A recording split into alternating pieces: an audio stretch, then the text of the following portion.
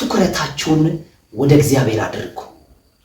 ተስፋ ያደረጋችሁ ሰዎች ሊረዷችሁ አይችሉም። ትኩረታችሁ ወደ አጎት ወደ አክስት፣ ትኩረታችሁ ወደ የሆነ ቦታ ከሆነ እውነት እላቸዋለሁ ሸምበቆ ነው ይሰበራል። ዳዊት እንደዚህ ያለ ዓይኖችን ወደ ተራራዎች አነሳው፣ ረዳቴ ከወዴት ይምጣ? ፈለገ የሚረዳው፣ ፈለገ የሚያግዘው። ትኩረቱን በሚቀር ነገር አደረገ። ነገር ግን ዓይኖችን ወደ ሰማይ አምላክ አነሳው አለ። በዛን ሰዓት ከሰማይ ረዳቴ መጣ። እግዚአብሔር ሊረዳን ፈልጎ ትኩረታችን ግን ከእግዚአብሔር ጋር ስላይደለ እግዚአብሔር ዝም አለ። እግዚአብሔር ሊያግዘን ፈልጓል። እግዚአብሔር ሊያነሳን ፈልጓል። ትኩረታችን ግን ቀሪ ነገር ላይ ሆኗል።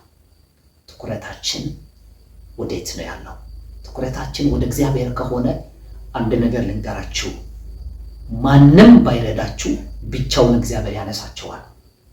ትኩረታችሁ ወደ ዘላለም ከሆነ፣ ትኩረታችሁ ታይቶ ወደ ማይጠፋ ወደ እግዚአብሔር ከሆነ፣ ወደሚያወጣችሁ ከሆነ፣ ወደሚያዋጣችሁ አይደለም ወደሚያወጣችሁ ከሆነ፣ ወደሚያነሳችሁ ከሆነ የሚሰጣችሁ ጉርሻ አይደለም እግር ነው የሚሰጣችሁ። ማንም ሰው ለዚህ ሰው እግር መስጠት አይችልም።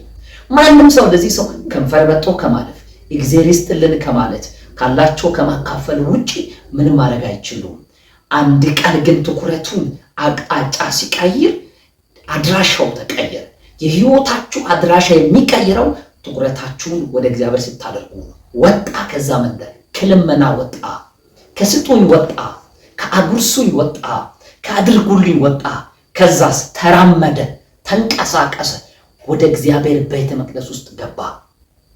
ትኩረታችሁን ወደማይጠፋው አድርጉ። እወዳችኋለሁ። ሰብስክራይብ ፎሎ ማድረጋችሁን አትርሱ። ሻሎም